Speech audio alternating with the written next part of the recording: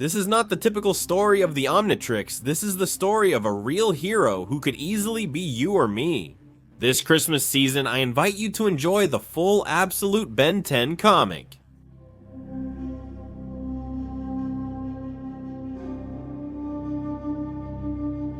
I still can't believe it.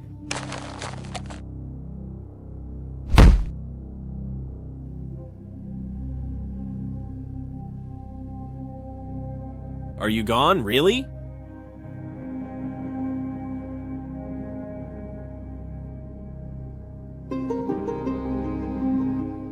This is the story of 15-year-old Ben, an ordinary boy who clearly struggles to get through each day. His parents greet him in the kitchen with a friendly hello. "How are you doing, kid?" his mother asks attentively. "What are you thinking of getting involved in this basketball season? The coach wants you back," his dad says cheerfully. But Ben, rather distantly, replies that he doesn't feel well this year and won't participate in anything beyond regular classes. Ben feels very uncomfortable, so he decides to leave and wait in the car. "I'm stuck, Sandra. I don't know how to cheer him up," his father says worriedly. "Don't blame yourself, Carl. Do you know how hard it was for you too?" Ben's mother says this while they cry. Grandpa Max seems to have passed away, and all the Tennysons are going through a period of mourning where Ben doesn't seem to be handling it very well, since Grandpa Max and Ben were inseparable. Ultimately, they know they must keep trying. At school, the bell rings, and the teacher tells his students that classes are finally over. While all his classmates leave the classroom, we can see Ben slumped over his seat. Without will, without motivation, he's like an empty shell, but luckily someone has come to see him.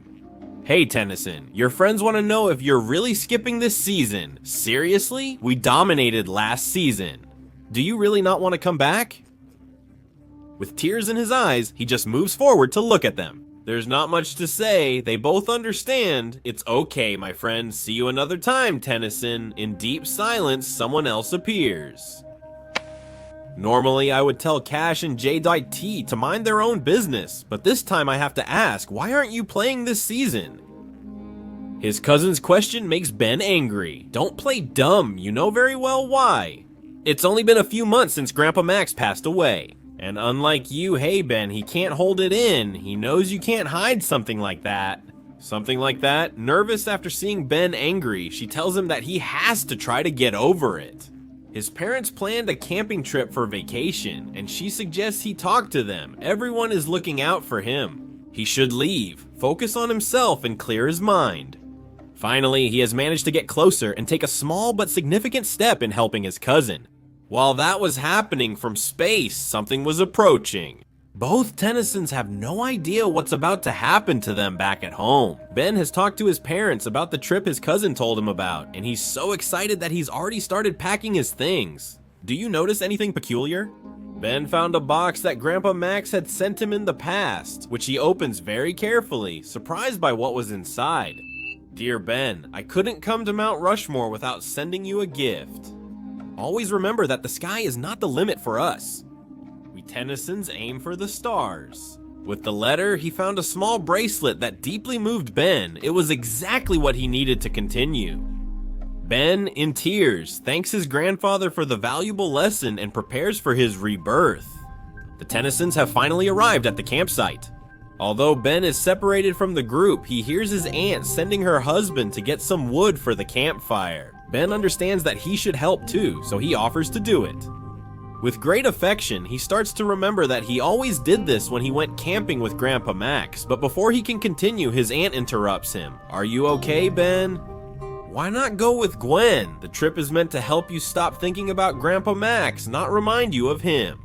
His cousin happily joins and encourages him in the search for wood. Both gather as much as possible. Gwen even checks the bushes, while Ben seems less enthusiastic.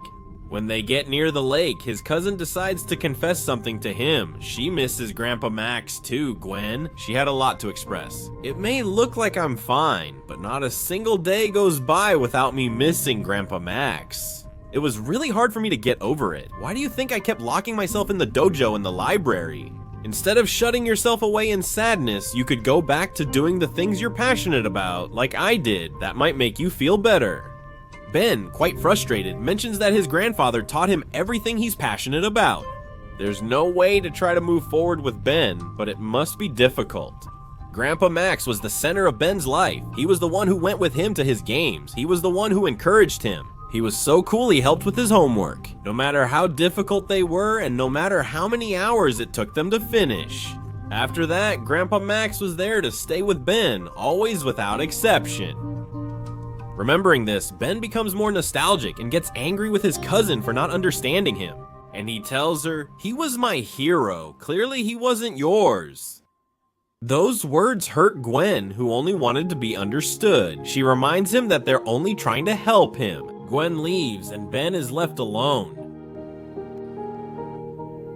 "Everyone is trying to get me to move on, but I can't forget you, Grandpa. You have no idea how much I wish I could talk to you one more time." Ben, as he reflects, he looks up and is surprised to see a fireball. The Omnitrix was arriving. Ben freezes at first, but his instincts quickly kick in and he runs just in time. The meteorite lands nearby and the shockwave is strong enough to send Ben flying. What the hell was that? Ben wonders as he sees a strange green light coming from the place where the meteorite landed. The smoke clears and a very strange object can be seen. Ben is confused but intrigued by the object. He slowly approaches to investigate. It looks like a satellite. The moment Ben touches the object, it reacts. A voice says, "The DNA object has been located." What? The device opens upon contact with Ben and pulls his arm inside the object. Ben is in serious trouble. He desperately tries to pull it out, but he can't. DNA coupling started. Something began happening inside the object, and Ben suddenly has to hold on. The object releases Ben, leaving the optic on his wrist, a brand new watch that he quickly begins to examine. Meanwhile, as he keeps touching it, the dial activates and Ben's instincts make him press it. This has sparked an incredible transformation. Subscribe. XLR-8, the new starting alien, is powerful and Ben tries to understand him. He notices that his hands have now turned into claws. Also, his skin tone is blue and he even has a tail. Things are not okay. Ben looks at the lake and tries to head towards it, but the powerful acceleration of his new legs makes him slip. As he is thrown forward, a bit hurt, Ben tries to get up near the lake, but when he sees his reflection, he gets scared. Ben panics. Now he's a monster. The only thing he thinks is that he has to run away. A kind of electricity forms in his legs that makes him take off at an incredible speed. Ben runs as if this could get him away from his problems, but in reality, it causes him to fall into an abyss. While suspended in the air, he tried to stop himself with his new abilities. With a quick spin, XLR-8 propels his body toward the ground and descends at full speed, landing on the road with a legendary entrance. When it seemed like everything was returning to normal, a light in the darkness kept getting bigger. It was a truck about to run him over, and in the truck there was a man who quickly tried to brake.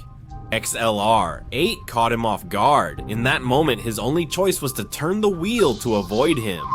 Unfortunately, this had caused him to lose control of the vehicle and head straight toward an abyss. The brakes. The truck. Ben was paralyzed when he saw what was about to happen. In that instant, he remembered the time he almost drowned in the pool. Grandpa Max had told him that panic only makes you sink, so in difficult moments, it's better to stay calm and focus. Trust yourself even when you're afraid. Is it time to be a hero? Ben locks onto his target and instantly sprints toward the truck.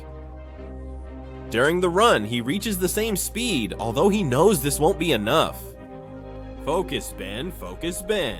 He activates Ultra Speed, a new ability that allows him to move as if time has stopped. In the blink of an eye, he catches up to the truck and delivers a powerful punch to the door, ripping it off with a single blow. He quickly grabs the driver and brings him to safety. Just a few moments later, the truck falls into the abyss, while the man, still confused, can't understand what just happened. Shit. Back at Lake Gwen, the crash from the meteorite's fall had returned. It had caught her attention. Shit. She is very surprised to see what had fallen, while she asks herself excitedly, what happened here? She approaches the Omnitrix capsule. Ben, where are you? She wonders as a strange being emerges from the lake. A giant claw can be seen, and as it comes out of the lake completely, its identity becomes clear. The bounty hunter Krabs is about to take action. Gwen had noticed the presence of someone powerful. Thank you, aren't you, Ben? The crab looked imposing and scanned every inch for his target. Where is the Omnitrix or Omnitrix Gwen? Confused, Krabs shifted from fear to a fighting stance. Where is my cousin? The crab replied, surprised. Oh, I'll give you a couple of points for your bravery, girl. Let's just say we can help each other. Your cousin seems to have disappeared, just like the Omnitrix. I imagine he escaped with it. Now you will help me find the Omnitrix, and I will help you find your cousin. All you have to do is be a good decoy. On the other hand, Ben kept investigating with XLR-8 until something strange started happening with the Omnitrix. What's that sound? It's going off like crazy. Ben's transformation time is up. As he looks at his hand, he can still feel the sensation of having been an alien. It almost feels like a dream if it weren't for the Omnitrix still firmly attached to his arm. I should get back to camp before they notice. How am I going to explain this to my Aunt Nat? While Ben tries to figure out a way to take it off, he fiddles with the dial on the Omnitrix, causing it to activate. As his other transformations appear, Ben reflects for a moment. What am I doing? It's impossible not to feel confused. A phone call changes the atmosphere in seconds. His Aunt Nat worriedly asks about the whereabouts of her daughter Gwen and him, since Gwen isn't answering her phone. Auntie, I'm fine, but Gwen isn't with me. We split up a while ago to look for more firewood. Don't worry, I'll find her and we'll come back. Ben runs worriedly. He knows that the meteorite impact could have alerted her, and his cousin might be in danger. Did he check on her again? No, even after I acted like an idiot. I hope she's okay. He comes and finds Gwen's cell phone lying on the floor. While he's wondering where his cousin is, a loud explosion is heard nearby. This can't be good. Krabs, totally furious, shouted, "Get out now, kid! I'm not going to stay here much longer." This planet stinks. He caused the explosion. Ben, feeling worried, considers asking for help, but remembers the Omnitrix might be what he needs. He activates the dial to transform, but that allows Krabs to locate his signal. I figured you'd come running as soon as I took one of your own. I've heard how emotional humans are. Without any remorse, Krabs unleashes a powerful attack from his claw, aiming it directly at Ben. It looks like Krabs hit his mark, but something starts to emerge from the smoke. Was that close, brat? An imposing presence has just appeared. Feedback has arrived to set everything straight. With this incredible news, the 4th chapter of Absolute Ben 10 comes to an end.